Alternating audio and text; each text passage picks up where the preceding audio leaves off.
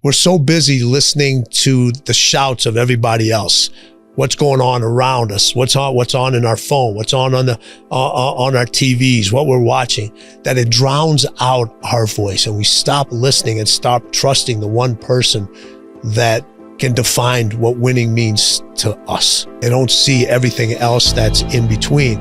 And to me, that has a lot to do with ghosts and spirits that don't exist, instead of dealing with the ghosts and spirits that actually do exist inside of them. And that will give you what the true definition of winning is.